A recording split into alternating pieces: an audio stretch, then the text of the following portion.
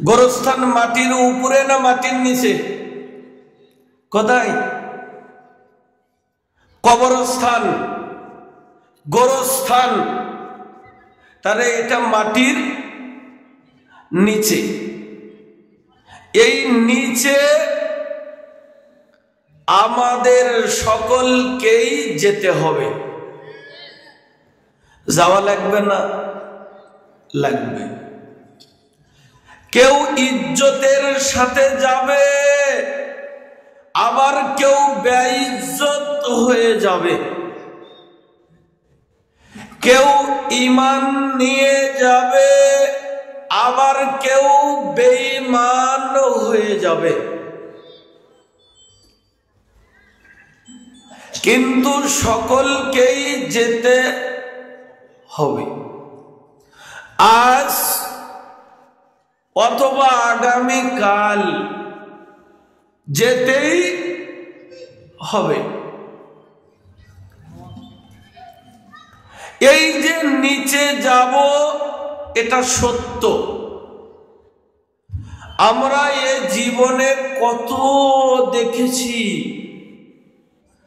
অনেক দাদা নাতির লাশ কাঁধে করে নিয়ে কবরে গেছে, অনেক বাবাদের দেখেছি সন্তানের লাশ কাঁধে করে নিয়ে কবরে চলে গেছে। আমরা পৃথিবীতে এসেছি, একটা সিরিয়াল ছিল, চলে যাব, এর কোনো সিরিয়াল নাই। আমরা যদি কোনো রেল স্টেশনে দাঁড়িয়ে থাকি, কেউ আমাকে বলবে না যে আপনি এখানে কয়দিন থাকবেন, এটা কেউ বলবে না। সকলে কি বলবে? যে আপনি কয়টাই যাবেন। কি বলবে? কয়টাই যাবেন। তেমনি আমরা যেন একটা স্টেশনে দাঁড়িয়ে আছি।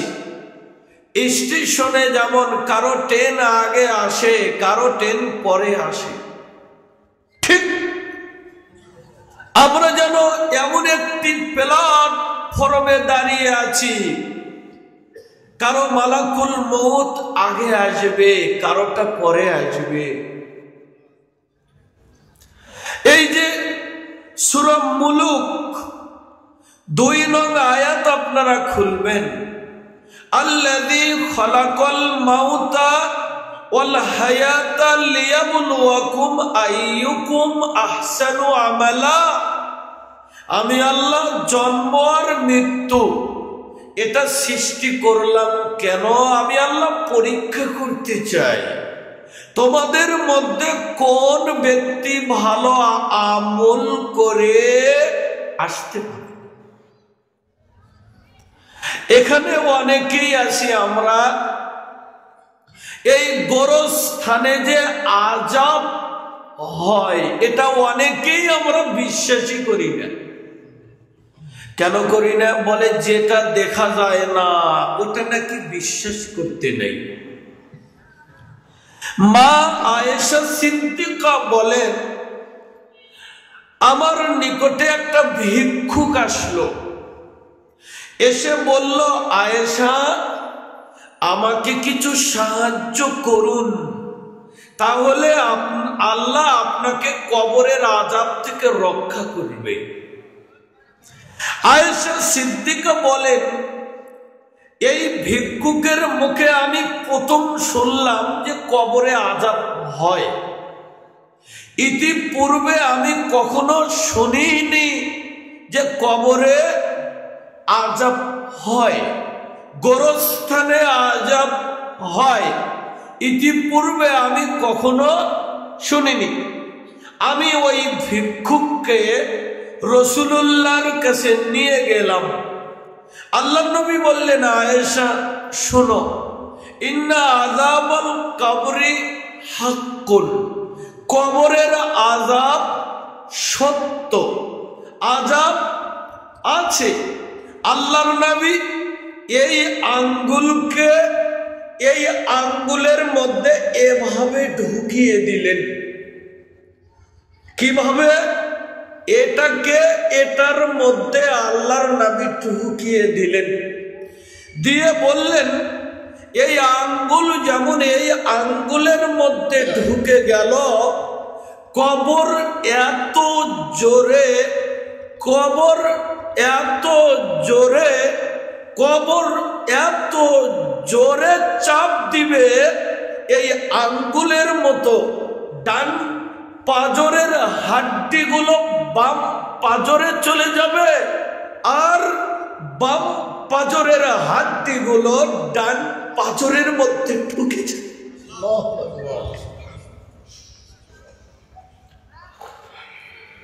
আল্লাহর নবী বললেন, যদি তোমরা একটি কবরবাসীর চিৎকার শুনতে, তারা কত জোরে চিৎকার করে, হাউ মাউ করে কাঁদে, তোমরা কোন মানুষকে তোমরা কবর দিতে না। এই যে এখন প্রচন্ড ঠান্ডা, অনেক শীত, এই সময়ে আমরা কত রকমারি পিঠার আয়োজন করি।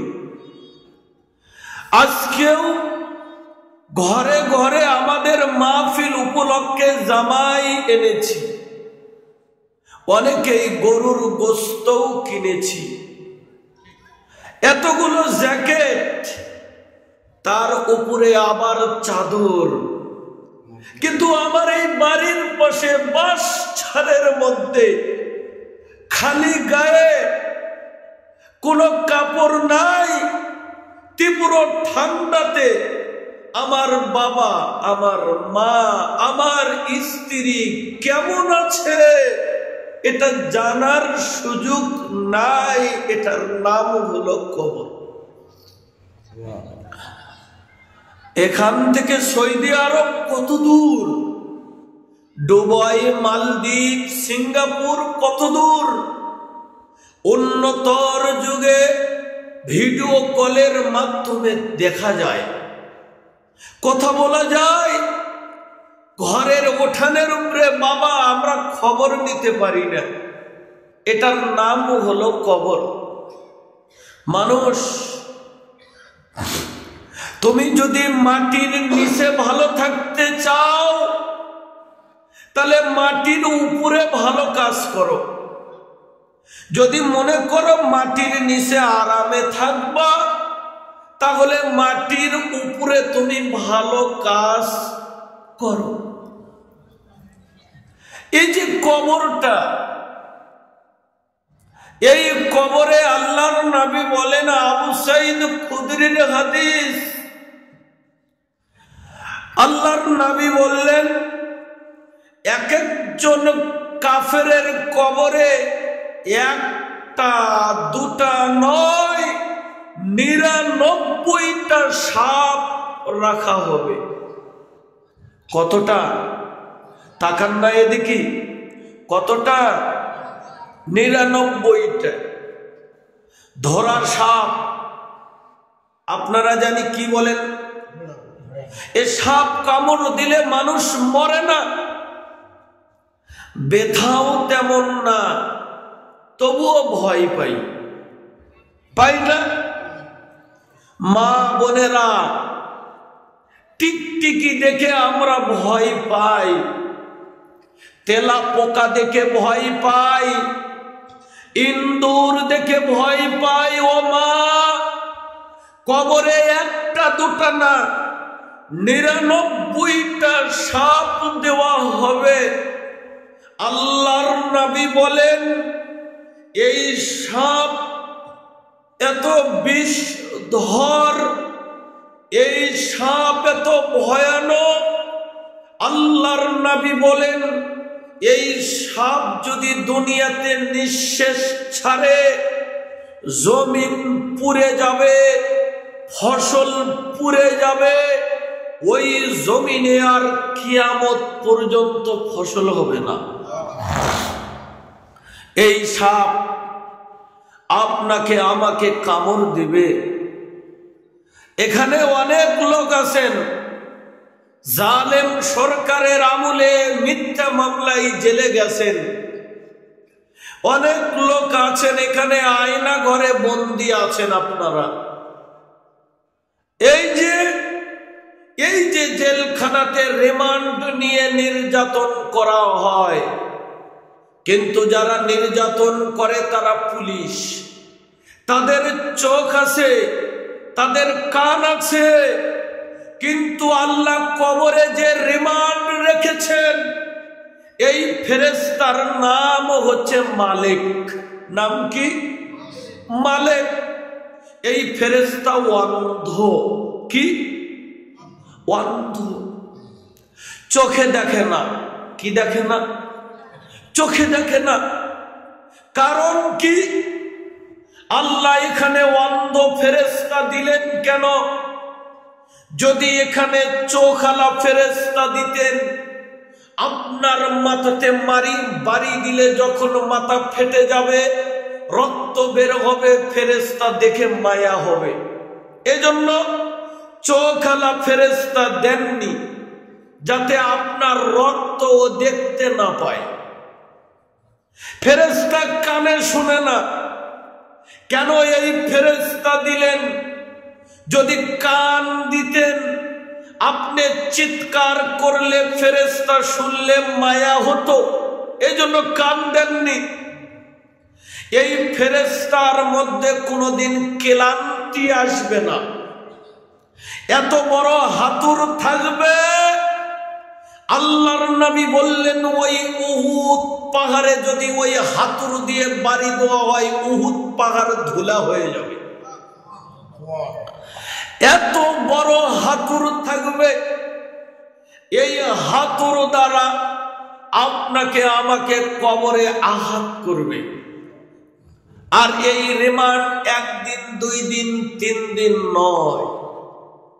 এজন্য আমরা সালাত পড়ি, পরে সালাতের মধ্যে আমরা একটা দোয়া পড়ি, যেই দোয়াকে আমরা দোয়ায়ে মাসুরা নামে পরিচিতি।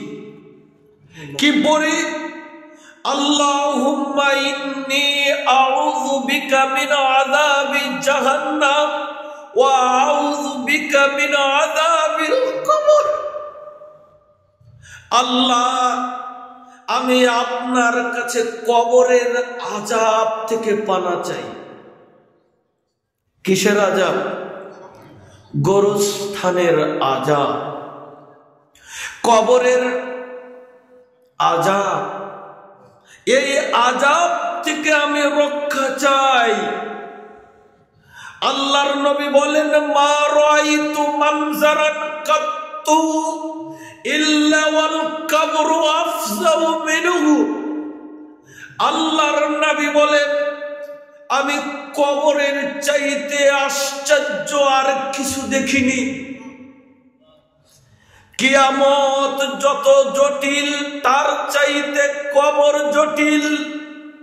হাসরের মাঠ যত জটিল, তার চাইতে গোরস্থান জটিল। জাহান্নাম যত জটিল, তার চাইতে কবর জটিল। মৃত্যুর পরে যত কঠিন জায়গা, সবচাইতে মারাত্মক জায়গা, তার নাম কবর। কবর অত্যন্ত ভয়াবহ একটি জায়গা। আল্লাহর নবী গাধার উপরে যাচ্ছেন, হঠাৎ করে আল্লাহর নবীর বাহন লাফিয়ে উঠল। আল্লাহর নবী বাহনের উপর থেকে ছিটকে পড়ে গেলেন। সাহাবাদের বললেন, ও আমার সাহাবারা, তোমরা কি বুঝলা? তোমরা কি বলতে পারবা আমার বাহন কেন লাফ দিল আর আমি কেন মাটিতে ছিটকে পড়ে গেলাম? সাহাবারা বললেন, আল্লাহর নবী, আমরা বলতে পারবো না। আল্লাহর নবী বললেন, তাহলে শোনো, এখানে 2টা কবর আছে।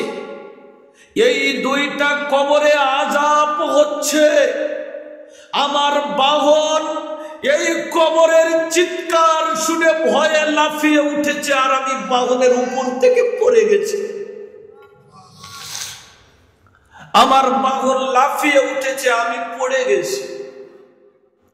শোনো, এই যে দুটা কবর দেখছো, ওমা ইউআযিবানে কাবীরানে, এই দুই কবরে শাস্তি হচ্ছে বটে, কিন্তু বড় কোনো আযাবের কারণে শাস্তি হচ্ছে না। এই যে কবরখানা দেখো, এই কবরে যে লোকটা আছে যাকে আযাব দেওয়া হচ্ছে, ও প্রস্রাব করে পানি নিত না, প্রস্রাব থেকে সতর্ক থাকতো না, গায়ে পায়ে প্রস্রাব লেগেই থাকতো। আর একটা কবর দেখছো, ওই কবরে আযাব হচ্ছে, ওই লোকটা গীবত করে বেড়াতো। আল্লাহর নবী একটি খেজুরের ডাল নিলেন, দুই কবরের মাঝখানে গাড়লেন। ও ভাইরা, ও আমার মা বোনেরা, তাহলে একটু চিন্তা করেন, কবরের আযাব আল্লাহর নবী দেখেছেন বেঁচে থাকতে। কেন কবরের কথা, কেন আপনার মনে হয় না? আল্লাহর নবী বললেন, আমি তোমাদের প্রথমে কবর জিয়ারত করতে নিষেধ করেছিলাম, পরে এটা আমি উড্ড করে নিয়েছি। তোমরা কবর জিয়ারত করবা, তোমরা কবরে যাবা, তাহলে তোমাদের মৃত্যুর কথা স্মরণ হয়ে যাবে। সুবহানাল্লাহ। কবর পারে গেলাম, যে দোয়া পড়ব, আসসালামু আলাইকুম ইয়া আহলাদ দিয়ারি মিনাল মুমিনিনা ওয়াল মুসলিমাত ওয়া ইন্না ইনশাআল্লাহু বিকুম লালাহিকুনা নাসআলুল্লাহু লানা ওয়া লাকুমুল আফিয়া। এই দোয়াটা পড়ব। আজকে এখানে অনেক লোক আমরা আছি, বাবার রেখে যাওয়া বাড়িতে আমি থাকি, বাবার রেখে যাওয়া গাভীর দুধ আমি খাই, বাবার পেনশনের টাকা উঠায় আমার সংসার চলে, বাবার রেখে যাওয়া সিএনজি আমি চালাইয়া সংসার চালাই। মাসে একদিন, বছরে একদিন আমার সময় বের হয় না, দেখি বাবার কবরে যেয়ে একটু দোয়াটা করি। আমি আসলে নিমক হারাম, আমি আসলে অকৃতজ্ঞ। আজকে বাবা, ও আমার ভাইরা, মারা যাদের জন্য দুনিয়াতে এত কিছু করলেন, এত আয়োজন, শুনুন, আপনি মারা গেলে বাঁশঝাড়ের সোজা বাঁশ, মোটা সুন্দর বড় বাঁশ, এই বাঁশটাও দিবে না। বলবে কি জানেন, যে এটা ঘরের তীর হবে, এটা মাছার খুঁটি হবে। সারা জীবন হাড় ভাঙ্গা পরিশ্রম করলেন, মারা যাওয়ার পরে যেই বাঁশ থুপ আপনি নিজের হাতে গেড়েছিলেন, একটি সুন্দর বাঁশ তাও মৃত্যুর পরে আপনার সন্তান আপনাকে দিবে না। দেবে কোনটা? যেটা পুকুরে হেলে পড়েছে, যেটা আঁকা বাঁকা, যেটা ফাটা, যেই বাঁশটা বের করতে কষ্ট হবে, ওই বাঁশটা দিবে আপনার জন্য। চিন্তা করুন কোন দুনিয়া। বাড়িতে যদি পুরনো চাটাই থাকে, তাহলে আর নতুন চাটাই কিনবে না, বলবে এটাই যথেষ্ট। কোন দিকে দৌড়ান? কবরের কথা স্মরণ হয় না। কবরের কথা চিন্তা হয় না। দুনিয়াতে 10 জন সাহাবী জান্নাতের সার্টিফিকেট পেয়েছেন। কতজন? 10 জন। আবু বকর ফিল জান্নাহ, উমর ফিল জান্নাহ, উসমান ফিল জান্নাহ, আলী ফিল জান্নাহ, তালহা ফিল জান্নাহ, জুবাইর ফিল জান্নাহ, সাঈদ ইবনে যায়েদ ফিল জান্নাহ, সাদ ইবনে আবি ওয়াক্কাস ফিল জান্নাহ, আব্দুর রহমান ইবনে আউফ ফিল জান্নাহ, ওয়া আবু উবাইদা ইবনুল জারাহ ফিল জান্নাহ।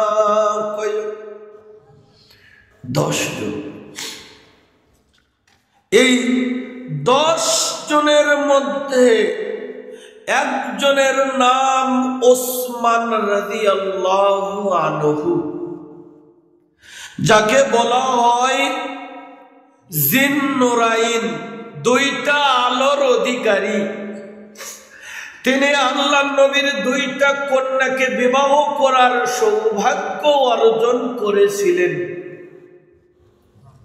সবচাইতে বেশি লজ্জাশীল সাহাবী ছিলেন উসমান রাদিয়াল্লাহু আনহু। তার সম্মুখে যখন জান্নাতের আলোচনা করা হতো তিনি কাঁদতেন না। তেনার সম্মুখে যখন জাহান্নামের আলোচনা করা হতো তাও কাঁদতেন না। কিন্তু যখনই উসমান রাদিয়াল্লাহু আনহু কবরে দাঁড়াতেন, গোরস্থানে দাঁড়াতেন, এত বেশি বেশি কাঁদতেন, কেঁদে কেঁদে চোখের পানি দিয়ে দাড়িগুলো ভাসাইয়া দিতেন। একজন সাহাবী বলেই ফেললেন, কি ব্যাপার ওসমান, জান্নাতের কথা আলোচনা করা হলে আপনি কাঁদেন না? কি ব্যাপার ওসমান, জাহান্নামের কথা আলোচনা করা হলে আপনি কাঁদেন না? কি হলো আপনার? কবরের পরে দাঁড়িয়ে এত কাঁদেন কেন? কি হয়? উসমান রাদিয়াল্লাহু আনহু তিনি বলেন, তোমরা জানো না আমি আল্লাহর নবীর সাহাবী, আল্লাহর নবীর জামাই। তোমরা শোনো, আমি আল্লাহর নবীকে এই কথা বলতে শুনেছি, মানুষের মৃত্যুর পরে সবচাইতে কঠিন জায়গা তার নাম কবর। তার নাম কবর, তার নাম কবর। যে কবরে বেঁচে গেল সবখানে বেঁচে গেল, যে কবরে ধরা খেলো সবখানে ধরা খেলো। এটার নাম কবর। এজন্য বলা হয়, ওই দেখা যায় কবর বাড়ি, ওই আমাদের ঘর, ওইখানেতে থাকতে হবে সারা জীবন ভর। ওই কবর তুই চাস কি? টাকা পয়সা নিস কি? ঘুষ আমি খাই না, মুমিন বান্দাও পাই না, একটা যদি পাই অমনি তারে জান্নাতে পাঠায়। এই যে কবর, কবরের চিন্তা আমরা করি না। ইসলামের প্রথম রাষ্ট্রদূত, তার নাম হলো মুসআব বিন উমাইর। এত বড় লোক ঘরের সন্তান। এই মুসআব একটা পোশাক 3 দিনের বেশি পরতেন না। উহুদের যুদ্ধে মুসআবকে পাঠানো হলো। এই মুসআব ডান হাত দিয়ে ইসলামের পতাকা ধরলেন, কাফেরেরা ডান হাত কেটে দিলেন।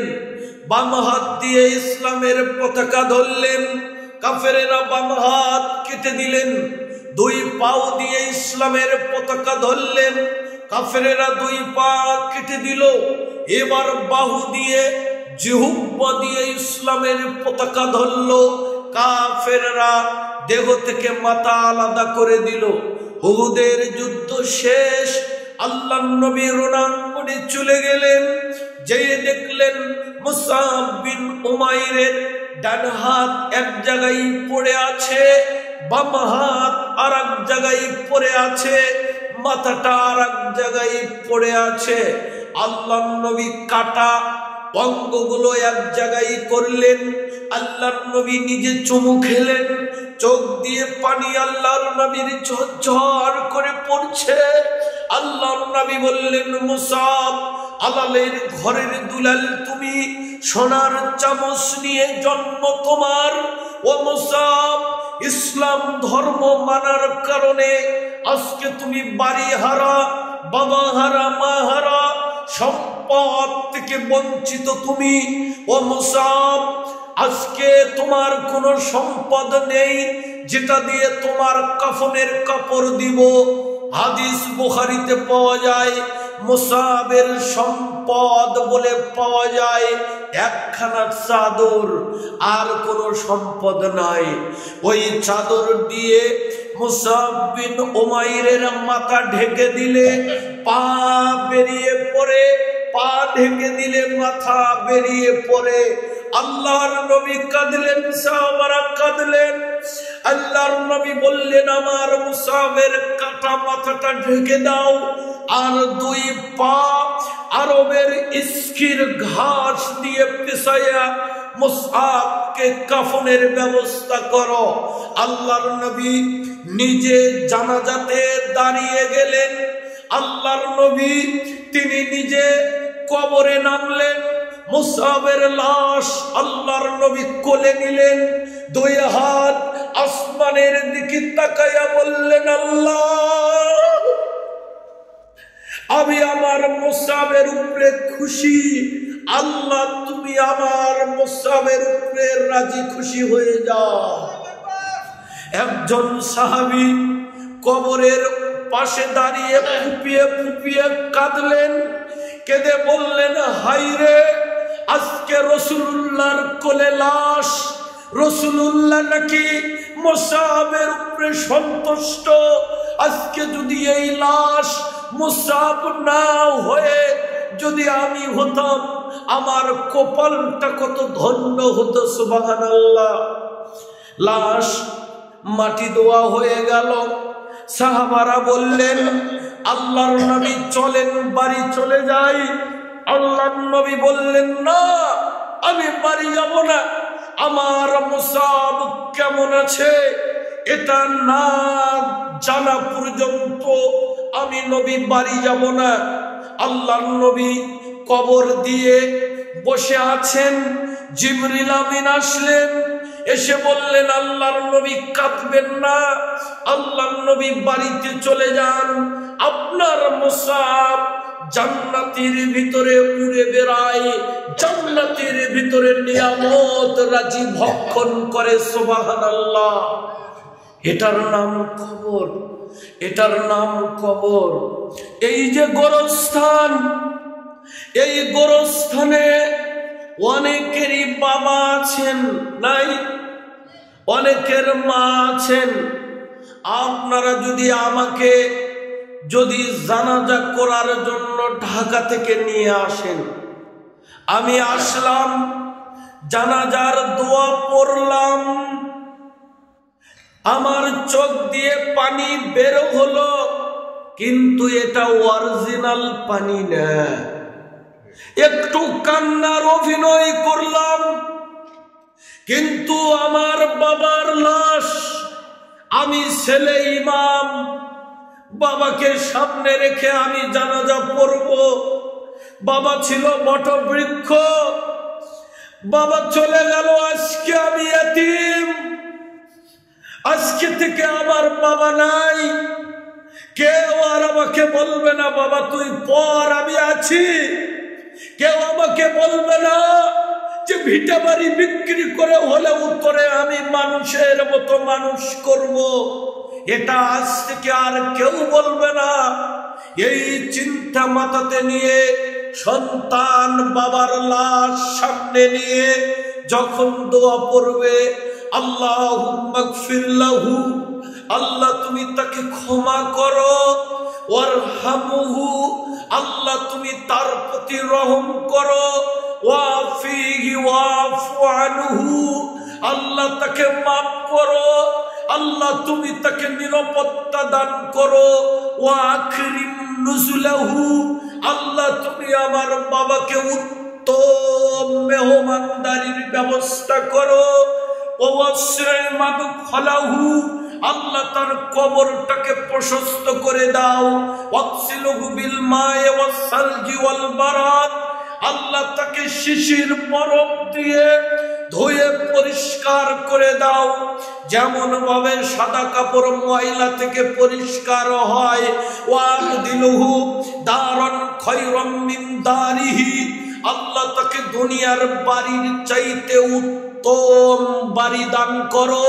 ওয়া আহলান খায়রাম মিন আহলিহি, আল্লাহ তাকে দুনিয়ার পরিবারের চাইতে উত্তম পরিবার দান করো। ওয়া যাওজান খায়রাম মিন যাওজিহি, আল্লাহ তাকে দুনিয়ার স্ত্রীর চাইতে উত্তম স্ত্রী দান করো। ওয়া আদখিলহুল জান্নাহ, আল্লাহ তাকে জান্নাত দান করো। ওয়া আইযুহু মিন আযাবিল কবর, আল্লাহ তুমি আমার বাবাকে কবরের আযাব থেকে বাঁচাও। ওয়া মিন আযাবিন নার, আল্লাহ তুমি আমার বাবাকে জাহান্নামের আগুন থেকে বাঁচাও।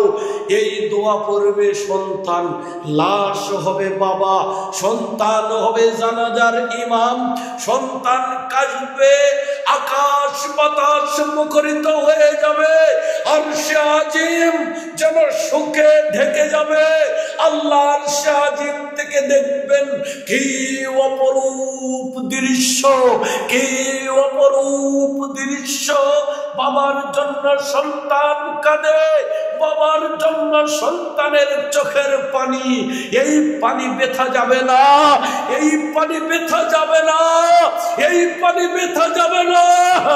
এই সন্তানের পানি তার বাবার জন্য, সন্তানের চোখের পানি চোখ থেকে বের হবে, গাল দিয়ে বেয়ে পড়বে। সন্তানের চোখের পানি নাকের ডগাতে আসার আগে আল্লাহ তার বাবাকে মাফ।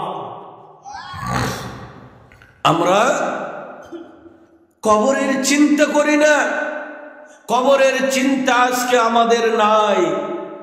আজকে আপনারা বিরক্ত হচ্ছেন, চলুক আর কিছুক্ষণ চলুক নাকি? জি, আজকে আমি যে বিষয়টি নিয়ে আলোচনা রাখব, বিষয়টি হবে আখিরাতের আফসোস। কি বিষয়? আলোচনার বিষয় কি? আমি আলোচনা কেবল শুরু করলাম, ঠিক আছে? আজকের আলোচনার বিষয় কি? কথা কয় না। বিষয় হলো আখিরাতের আফসোস। আবার বলেন আপনারা, বিষয় কি? আখিরাতের পরকালের আফসোস। এই যুবক ভাইয়ের একটু বসো, শোনালা আসো, তাহলে চলে যাও। এই হয় বসো, নাই চলে যাও। আপনাদের দায়িত্বশীল লাগবে। জি জি জি জি, দায়িত্বশীল। হয় বসবে, না হয় আগামীকাল শুনবে, আজ যে ঘুমাবে, নাকি বলেন? জি, আলোচনা হবে আখিরাতের আফসোস। দুনিয়াতে আপনি আমি পরীক্ষা দিলাম, কেউ কেউ খারাপ রেজাল্ট করে আফসোস করে, আবার কেউ ফেল করে আফসোস করে। দুনিয়াতে একবার যদি কেউ ফেল করে, পরের বার পরীক্ষা দেওয়ার সুযোগ আসেনি? আছে, আছে। কিন্তু আখিরাত কবরে তিনটা প্রশ্ন করবে। কয়টা? কথা বলেন। আধা ঘন্টা ওয়াজ করব, আমার সাথে আপনাদের ওয়াজ করতে হবে। কবরে প্রশ্ন করবে কয়টা? আরো জোরে। তিনটা প্রশ্ন করবে। কয়টা? হ্যাঁ। এক নম্বর, মানো রব্বুকা, তোমার রব কে? আরো জোরে, কে? আল্লাহ। ওমা দীনুকা, তোমার দিন কি? আরো জোরে। 3 ওমান নবিয়ুকা, নবীকে মুহাম্মদ সাল্লাল্লাহু আলাইহি ওয়াসাল্লাম। তাহলে 3টা প্রশ্ন। কয়টা? এই যে আমরা উত্তর জানি কি জানি না? জানি কি জানি না? তাহলে 3টা উত্তর জানি কি জানি না? জানি। তাহলে তো কবরে ঠেকার কথা না, এই আসবে জিজ্ঞেস করবে উত্তর দিয়ে দিব। বিষয়টা এমন না, তাই না? প্রশ্ন করবে উত্তর দিয়ে দিব। আরেকটা হাদিস শুনেন, মান ক্বালা আখিরু কালামিহি লা ইলাহা ইল্লাল্লাহ ফাদাখালাল জান্নাহ। কেউ যদি মরে যাওয়ার আগে লা ইলাহা ইল্লাল্লাহ পড়ে মারা যায় ও জান্নাতি। আমি বোঝানোর জন্য বলবো, বলেন তো এই লা ইলাহা ইল্লাল্লাহ এখানে যারা আছে কে জানে না? অতীতে যারা এসেছিল তারা কি লা ইলাহা ইল্লাল্লাহ জানেনি? একবারে আমার দিকে তাকিয়ে শোনেন, কঠিন একটা কথা এটা হচ্ছে। তাহলে লা ইলাহা ইল্লাল্লাহ সকলেই, কিন্তু সকলেই কি লা ইলাহা ইল্লাল্লাহ পড়ে মরতে পারে? জানে তো সকলেই, সকলেই লা ইলাহা জানে, কিন্তু পড়ে মরতে পারে কারা পারে? যার ঈমান আছে, কিন্তু জানে সকলে, সকলে জানে কিন্তু সকলে পড়ে মরতে। তেমনি কবরের উত্তর সকলে জানবে, উত্তর দিতে পারবে কারা? এবার ক্লিয়ার আছে? ঈমানদারেরা উত্তর দিতে পারবে। বোঝা গেল? তাহলে আখিরাতের আফসোস। এজন্য ওস্তাদ আব্দুর রাজ্জাক বিন ইউসুফ হাফিজাহুল্লাহ তিনি একটি কথা বলেছেন, হাত থেকে ঢেল ছুড়লে যেমন ঢেল আর ধরা যায় না, নিঃশেষ বন্ধ হয়ে গেলে পাপ ঠেকানো যায় না। তাহলে আখিরাতের আফসোস এটা আখিরাতে করবেন না দুনিয়াতেই করবেন? আখিরাতে একজন ব্যক্তি কি কি বলে আফসোস করবে? আমি এই 30 পারা কোরআন থেকে, কয় পারা কোরআন? 30 পারা কোরআন থেকে সূরার নাম, আয়াত নাম্বার বলে বলে আপনাদের এই আধা ঘন্টা আমি বোঝাবো যে আখিরাতে একজন ব্যক্তি কি কি বলে বলে আফসোস করবে, যেই কথাটা আল্লাহ দুনিয়াতেই আমাদের আগেই জানিয়ে দিয়েছেন। সুবহানাল্লাহ। তাহলে আলোচনার বিষয় কি? আখিরাতের আফসোস।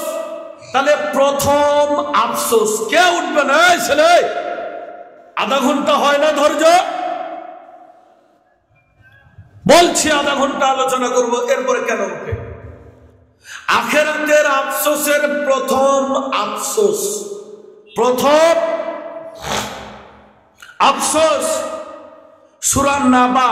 কোন সূরা? 30 পারা 40 নং আয়াত। মোবাইলে রেকর্ড করেন, খাতা কলম থাকলে লিখে নিন। প্রথম আফসোস আখিরাতে আমরা কি করব, কি নারী আর কি পুরুষ? প্রথম আফসোস হবে ইয়া লাইতানি কুনতু তুরাবা। এটা প্রথম আফসোস। কোথাকার?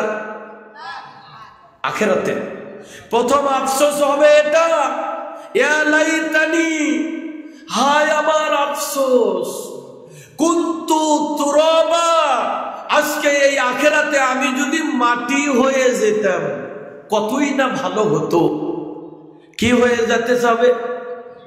মাটি হয়ে যেতে চাবে।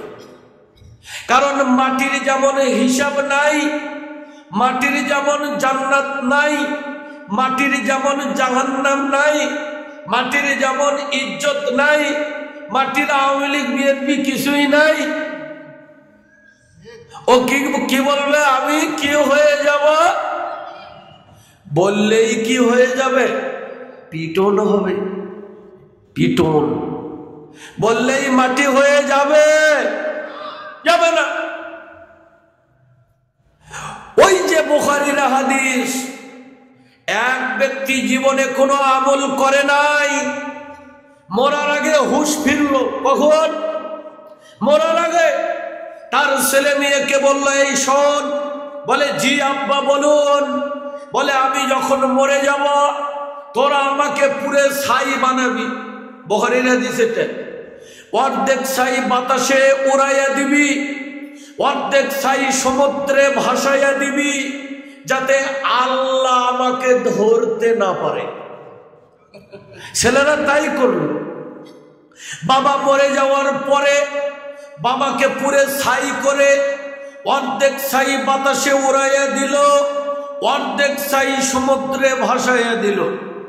আল্লাহ বাতাসকে বললেন, হে বাতাস, সব ছাই এক জায়গায় করো, পানি সব ছাই এক জায়গায় লাগাও। দুইটা ছাই এক জায়গায় করে আল্লাহ মানুষ আবার তৈরি করলেন, করে ওর মধ্যে রূহ ঢুকে দিলেন, দিয়ে বললেন, লিমা ফালতা হাযা, এটা কেন করলা? তখন বান্দা বলে, মিন খশিয়াতিকা ইয়া রাব, আল্লাহ আপনার ভয়ে করেছি, কবরের ভয়ে করেছি, জাহান্নামের ভয়ে করেছি। আল্লাহ বলবেন, যা আমি তোকে মাফ করে দিলাম। তাহলে বোঝা গেল আল্লাহর ক্ষমতা আছে না নাই? আছে না নাই? তাহলে ওই মাটি হতে চাইলেই কিয়ামতের মাঠে মাটি হতে পারবে? পারবে? কোনদিন পারবে না। একটা আয়াত আছে সূরা তাহা। কোন সূরা? মিনহা খলাকনাকুম। আছে? এটা অনেক বেদাতীরা এটাকে দোয়া বানিয়ে নিছে। বোঝা গেল? এটা নাকি মাটি দোয়ার দোয়া, এটা নাকি কবর দোয়ার দোয়া। নাউজুবিল্লাহ। মিনহা খলাকনাকুম, আমি তোমাদের মাটি থেকে সৃষ্টি করেছি। ওয়াফিহা নুঈদুকুম, আবার তোমাদের মাটির ভিতরে ঢোকাবো। ওয়ামিনহা নুখরিজুকুম তারাতান উখরা, আবার তোমাদেরকে মাটি থেকে বের করব। তাহলে মাটির সৃষ্টি, যাবে মাটিতে, বের হবে মাটি থেকে।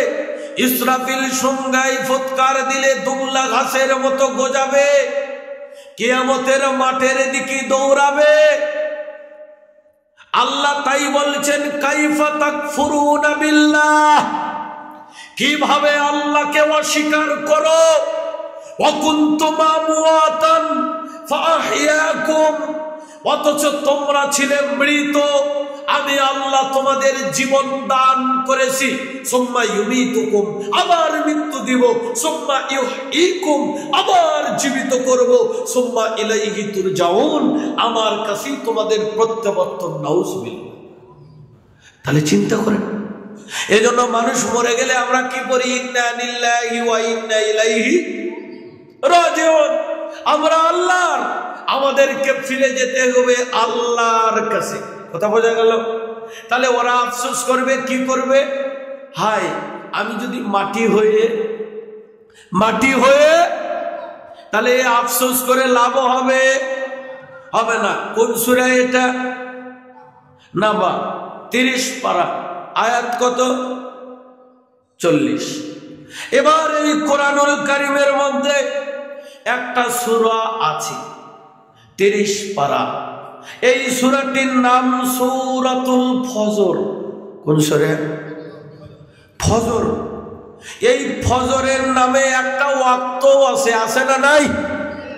যেই ওয়াক্ত আপনি পড়েন না, যেই ওয়াক্তে চেতনি পান না, সারা রাত ওয়াজ শুনে ফজরের নামাজ পড়ে না, আছে না নাই? অথচ এই ফজরের সালাত ইমানদারের জন্য সহজ, এই ফজরের সালাত মুনাফিকদের জন্য কঠিন।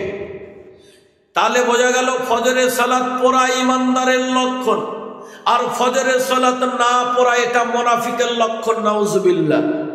2, যে ব্যক্তি ফজরের সালাত জামাতে আদায় করবে ফাকাদ জিম্মাতুল্লাহ, ও সারাটা দিন আল্লাহ ওই বান্দার দায়িত্ব নিয়ে নেন। সুবহানাল্লাহ। 3, যে ব্যক্তি ফজরের সালাত জামাতে আদায় করে সারা রাত দাঁড়িয়ে থেকে আল্লাহ ওই ব্যক্তির আমলনামাতে তাহাজ্জুদ পড়ার নেকি লিখে দেন। 4, যে ব্যক্তি আলো আঁধারে কষ্ট করে মসজিদে এসে ফজরের সালাত আদায় করে আল্লাহ কিয়ামতের মাঠে ওই ব্যক্তিকে পরিপূর্ণ আলোর ব্যবস্থা করে দেন। 5, যে ব্যক্তি আসর আর ফজর এই 2টা সালাতের হেফাজত করে আল্লাহ নবী বলেন লাইয়ালি জান্নাত, ও জীবনে জাহান্নামে যাবে না। 6, আল্লাহ নবী বলেন ফজরের 2 রাকাত ফরজ সালাত এই পুরো পৃথিবীর মধ্যে যা কিছু আছে সব কিছুর চাইতে উত্তম। সুবহানাল্লাহ। 7, ফজরের সালাতের পরে আল্লাহ নবী বরকতের দোয়া করতেন, অতএব যে ফজরের সালাত আদায় করে ও আল্লাহ রাসূলের বরকতের দোয়া পায়। সুবহানাল্লাহ। 8, যে ব্যক্তি ফজরের সালাত আদায় করে সারাটা দিন ওই ব্যক্তির মন ফুরফুরে থাকে। সুবহানাল্লাহ। 9, জান্নাতীদের সবচাইতে বড় পাওয়া আল্লাহর দিদার, আল্লাহর সাক্ষাৎ। যারা ফজরের সালাত আদায় করে এরা আল্লাহর সাক্ষাৎ পাবে। শুধু তা নয়, এরা পূর্ণিমার চাঁদ দেখতে যেমন এদের কষ্ট হয় না, যারা ফজরের সালাত আদায় করে এদেরকে আল্লাহকে দেখতে এরকম কষ্ট হবে না। 10, আল্লাহ নবী বললেন আমি মেরাজে দেখলাম কিছু ব্যক্তি তাদের মাথাতে পাথর মারা হচ্ছে, তাদের মাথা ফেটে চূর্ণ বিচূর্ণ হয়ে যাচ্ছে। আল্লাহ নবী বললেন, আমি বললাম মান হাওলা, এরা কারা, এদের অপরাধ কি? আল্লাহ নবীকে বলা হলো, ওগো আল্লাহর নবী, এরাই ওই লোক, এরাই আপনার উম্মতের ওই ব্যক্তি যারা ফজরের সালাত না পড়ে ঘুমিয়ে থাকতো। আছে এলাকায়, আছে। তাহলে এই ফজরের 24 নং আয়াত পড়বেন। সূরা ফজর আয়াত কত? কথা কোন? বিরক্ত হচ্ছেন আপনারা? আর 15টা মিনিট চলবে। কতক্ষণ চলবে? চলুক নাকি কিছুক্ষণ। তাহলে সূরা ফজর আয়াত কত? 24। তারা কিয়ামতের মাঠে আফসোস করবে। আমার আলোচনাটাই হলো আখিরাতের আফসোস। অনেক মাহফিলে বলছে হুজুর ছেড়ে দেন, ফজরের নামাজ পড়তে পারবে না। আরেক লোক পাশ থেকে বলছে হুজুর আমার এলাকার লোক ফজরের নামাজ পড়েই না, আপনি ওয়াজ চালান তো। বুঝেন নাই? তাহলে সূরা ফজর আয়াত কত? 24। কি বলে আফসোস করবে? ইয়া লাইতানি কদ্দামতু লি হায়াতি। দেখছেন এ ছোট বাচ্চা আমার, দাঁড়াও তো, দাঁড়াও দাঁড়াও, লজ্জা নাই, দাঁড়াও। নাম কি তোমার? কই পড়ো? মাশাআল্লাহ মাশাআল্লাহ। দেখছেন কোরআনের কি গুণ। ও আমার আগে আগে পড়ছে, না জানলে তো পড়তে পারতো না। তাহলে সূরা ফজর 24 নং আয়াত, ইয়া লাইতানি কদ্দামতু লি হায়াতি। হায় আমার আজকে আফসোস, আমার জীবনের আফসোস। আমি যদি কিছু নেকি আগে কবরে পাঠিয়ে দিতাম তাহলে এই পরিণতি আমার হতো না। আফসোস করবে। কোন সূরা? সূরা ফজর। আফসোস করে আর লাভ হবে? লাভ হবে? লাভ নেই, লাভ হবে না।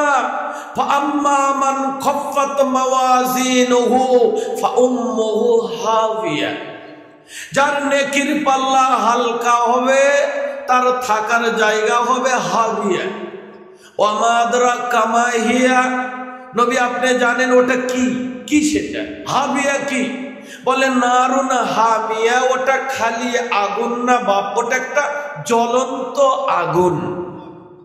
তাহলে নেকির পাল্লা হালকা হলে, কথা কয় না, নেকির পাল্লা হালকা হলে আগুন। অনেক লোক, গত কয়েকদিন আগে এক নেতা বক্তব্য দিচ্ছে, এখনো আগেকার নেতারাও ওয়াজের মাঝখানে এসে বক্তব্য দিত, এবারকার নেতারা নেতা হয় নাই, এরাও দেখবেন এই ওয়াজের মাঝখানে এসে বক্তব্য শুরু করে। বোঝেন নাই? বলছে যে 7 বছর যাবত আমি নামাজ পড়ি, এক ওয়াক্ত নামাজ কাজে করি না। 63 বছর বয়স, 7 বছর যাবত আমি নামাজ ধরেছি, এক ওয়াক্ত নামাজ কাজে করি না। বয়স কত? 63। নামাজ ধরছে কয় বছর হলে? বাকি জিন্দিগির পিটন হবে। কথা কয় না কেন? আছে না নাই? এই যে চিন্তা করেন, নেকির পাল্লা হালকা হলে খবর আছে।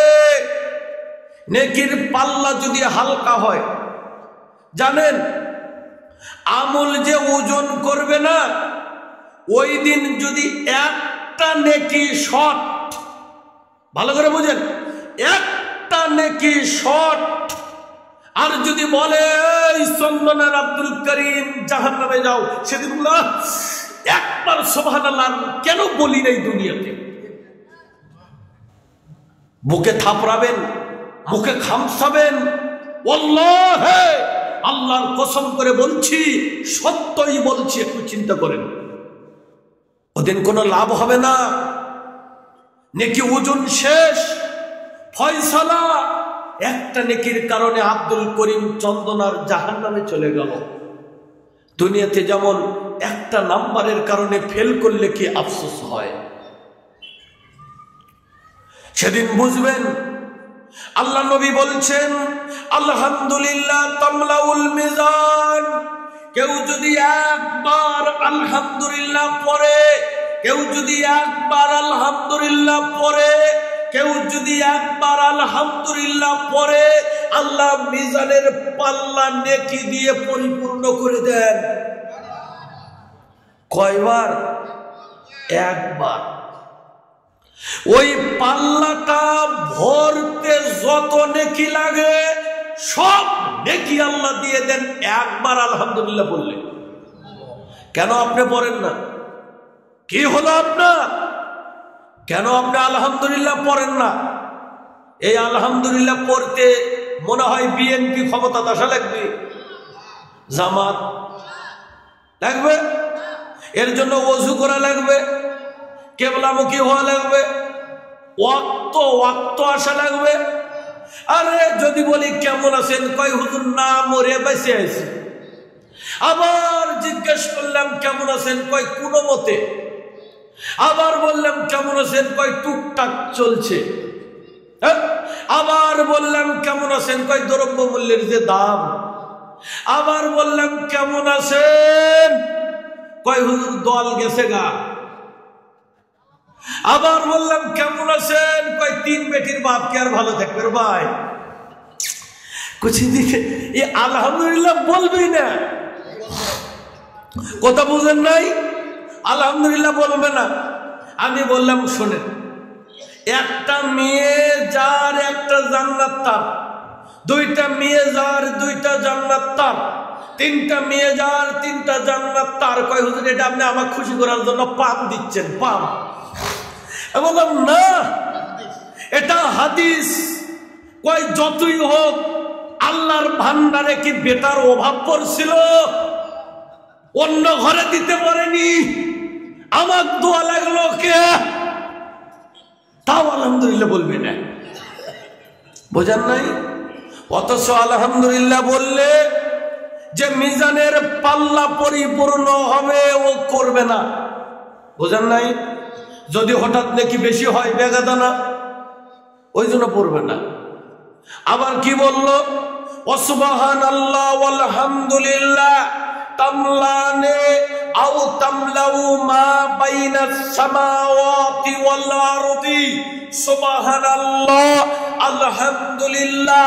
এই দুইটা বাক্য যদি একসাথে পড়ে, আসমান থেকে জমিন যত ফাঁকা জায়গা, এই ফাঁকা জায়গাটুকু আল্লাহ নেকি দিয়ে পরিপূর্ণ করে দেন।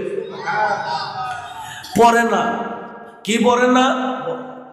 বুখারীর শেষ হাদিস, হাদাসানা আহমদ ইবনে আশকাবা হাদাসানা মুহাম্মদ ইবনে ফুদাইল عن عمارة بن القعقاع عن أبي زرعة عن أبي هريرة رضي الله عنه قال قال رسول الله صلى الله عليه وسلم كلماتان حبيبتان إلى الرحمن خفيفتان على اللسان ثقيلتان في الميزان سبحان الله وبحمده سبحان الله العظيم। একবার জোরে হোক সুবহানাল্লাহ। আবু হুরায়রা রাদিয়াল্লাহু আনহু তিনি বলেন, আল্লাহর নবী বলেন, আল্লাহর নিকটে দুই জায়গা, তাই তাহলে ঠিক আছে।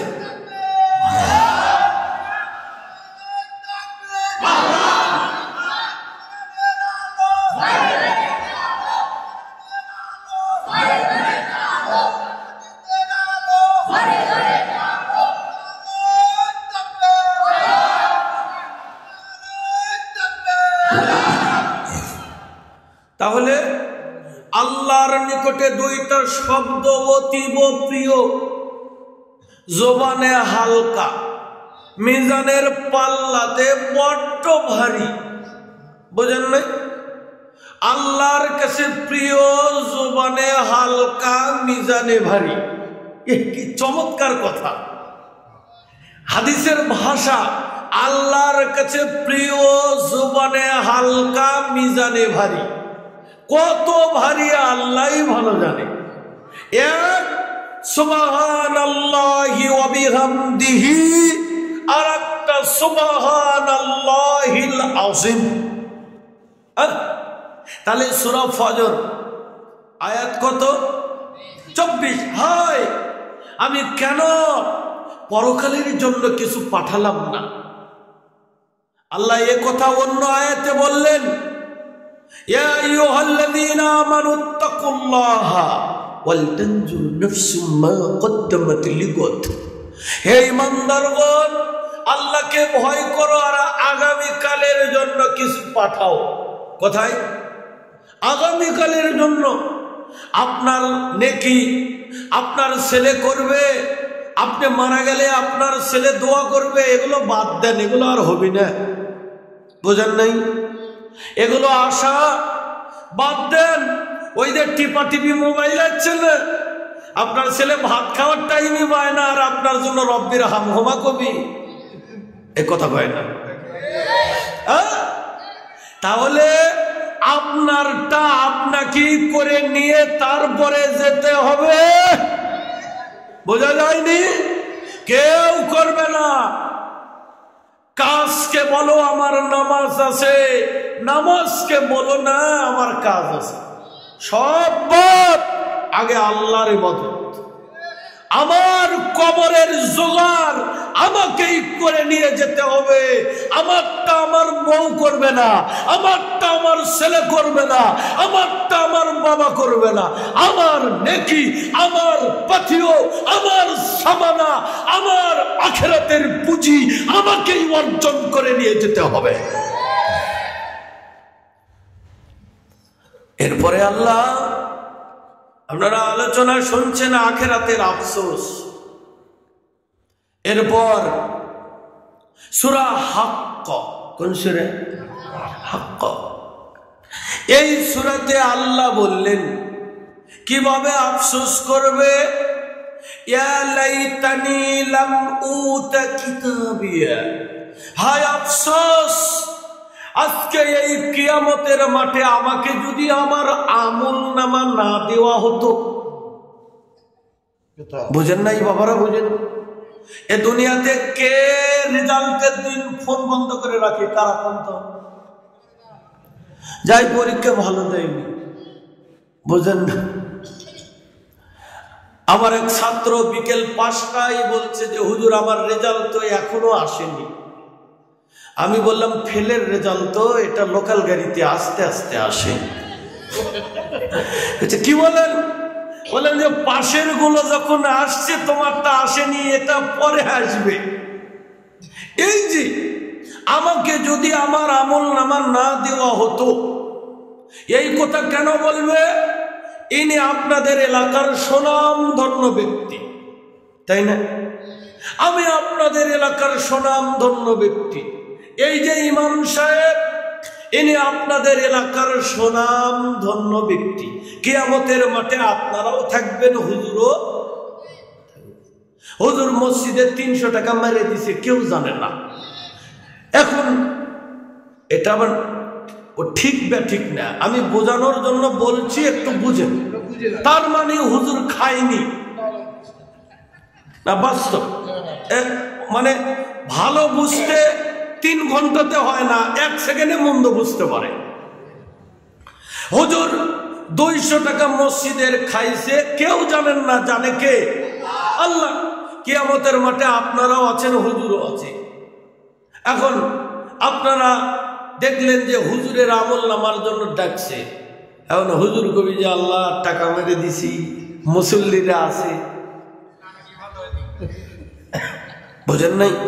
শুধু একজন না, বাবার সামনে ছেলে বলবে হায় রে আমি জেনা ব্যভিচার করেছি, আজকে আমার আমল নামা দিবে বাবা পাশে, অতএব আমার আমল নামা দরকারি।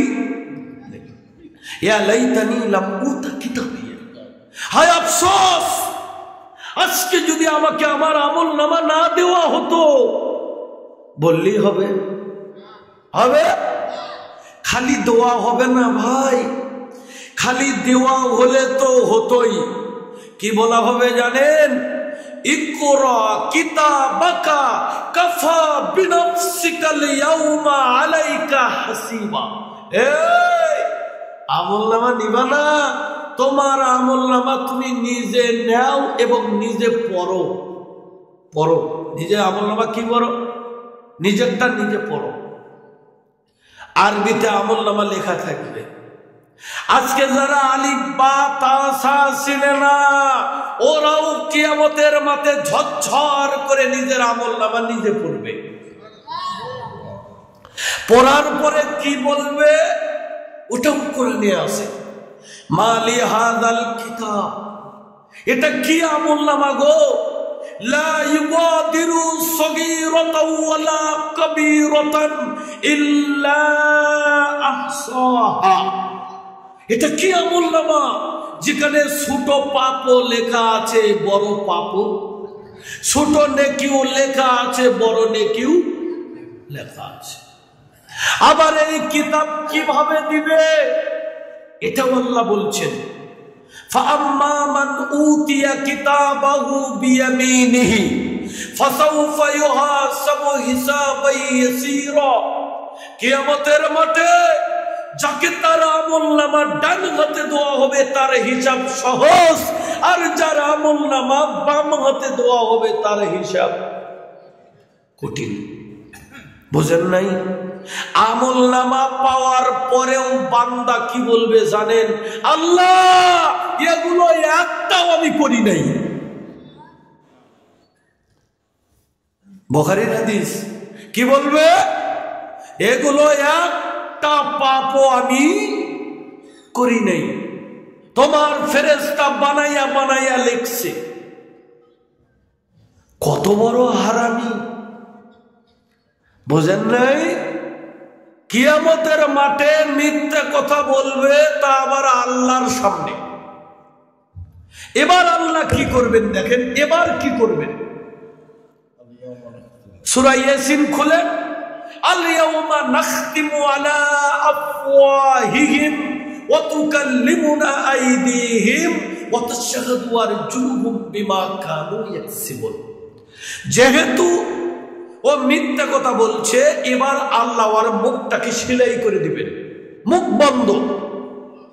ওর হাত ওর বিরুদ্ধে সাক্ষী দিবে, ওর পা ওর বিরুদ্ধে সাক্ষী দিবে, ওর অঙ্গ প্রত্যঙ্গ গুলো ওর বিরুদ্ধে কথা বলতে শুরু করবে। ওবা, যেই হাত কত সাবান দিয়ে পরিষ্কার করলাম, যে মুখে ফেস ওয়াশ দিয়ে মুখ ধুলাম, সুনু দিলাম, আমাকে অনেকেই বলে যে হুজুর সুনু দেন না। আমি বললাম এটাতে কাম্য বললাই, এই চেয়ারাত কি সুনু খাটে? একটু দিলেই তো ফাঁসা হওয়া যায়। আমি বললাম এটা সম্ভব না। এই হাত আপনার বিরুদ্ধে কথা বলবে, এ পা আপনার বিরুদ্ধে কথা বলবে, এই অঙ্গ প্রত্যঙ্গ গুলো আপনার বিরুদ্ধে কথা বলবে। শুধু তাই না, দেখেন এই জমিন আপনার বিরুদ্ধে সাক্ষী দিবে। হাসির বক্তব্য দিচ্ছি, মুখ বন্ধ, হাত কথা বলবে, পা কথা বলবে, আমল নামা নিব না, আমার আমল নামা আমাকে দিয়েই পড়াবে। আবার আল্লাহ কিছু পাপকে কিয়ামতের মাঠে উঠাবেন, কিছু পাপ যেটা লোকমান হাকিম তার ছেলেকে বলেছেন, ইয়া বুনাইয়া ইন্নাহা ইন তাকু মিসকালা হাববাতিন মিন খারদাল ফাতাকুন ফি সাখরাতিন আও ফিস সামাওয়াতি আও ফিল আরদি ইয়াতি বিহা আল্লাহ ইন্নাল্লাহা লাতীফুন খবীর। বাপ ছেলেকে বলছে, বাপ হলো লোকমান হাকিম, বলছে বাবা পাপ যদি ছোট হয়, এই পাপ যদি আসমানের নিচে জমিনের উপরে যদি কোনো পাথরের মাঝখানে থাকে, ওই পাপ আল্লাহ ওখান থেকে কিয়ামতের মাঠে বের করে আনবেন। তাহলে কি বলা হবে? তবে নিরাশ হবেন না। অনেকেই মনে করলেন তাহলে কি হলো, তাহলে কি জান্নাত পাবো না? এরকম লাগে না? একটা হাদিস শোনেন, কিয়ামতের ময়দানে একজন ব্যক্তিকে নিয়ে আসা হবে, যেই ব্যক্তির 99টা ভলিউম শুধু পাপ। একটা ভলিউম কত বড় জানেন? আসমান থেকে জমিনের ব্যবধান। এরকম কয়টা ভলিউম? আরো জোরে, আরো জোরে। 99টি ভলিউম শুধু পাপ আর পাপ। এই 99টা ভলিউম মিজানের এক পাল্লাতে উঠাবেন। একটা ভলিউম কত বড়? আকাশ থেকে এরকম কয়টা ভলিউম? 99টা ভলিউম মিজানের কয় পাল্লাতে উঠাবেন? তাহলে মিজানের পাল্লা কত বড়? বোঝা যায় না ওয়াজ? একটা ভলিউম কত বড়? আসমান থেকে জমিন এরকম ভলিউম কয়টা? একসাথে ওঠাবেন কোথায়? তাহলে মিজানের পাল্লা কত বড়? এরকম 2টা পাল্লা পরিপূর্ণ হতে 299, এরকম 2টা পাল্লা পরিপূর্ণ হবে একবার আলহামদুলিল্লাহ বললে। বোঝা যায় না? তাহলে এই 99টা ভলিউম মিজানের এক পাল্লাতে উঠাবেন, আর এক পাল্লাতে ছোট্ট একটা কাগজে লিখবেন কালেমা, লিখে মিজানের এক পাল্লাতে এটা আল্লাহ রাখবেন। বান্দা বলবে আল্লাহ এটার মোকাবেলায় এই চিরকুট কি হয়? আল্লাহ নবী বলছেন এই কালেমা যেমনি মিজানের আরেক পাল্লাতে উঠাবেন, 99টা ভলিউমের পাল্লা হালকা হয়ে কালেমার পাল্লা ভারী হয়ে আল্লাহ লোকটাকে জান্নাত দেবে। তবে শর্ত আছে, শর্ত হলো শিরিক যদি না থাকে। কথা ক্লিয়ার? আলোচনা শুনছেন কিসের উপরে? আফসোস অর্ধেক খাইছেন এখনই। আখিরাতের আফসোস মনে আছে? আলোচনা কি? আখিরাতের আফসোস। এবার কোরআন খুলেন, সূরা ফুরকান। কোন সূরা? আয়াত 28। আয়াত কত? 28। ইয়া ওয়াইলাতা লাইতানি, ইয়া ওয়াইলাতা লাইতানি লাম আত্তাখিয ফুলানান খলিলা। কোন সূরা? ফুরকন। আয়াত কত? 28।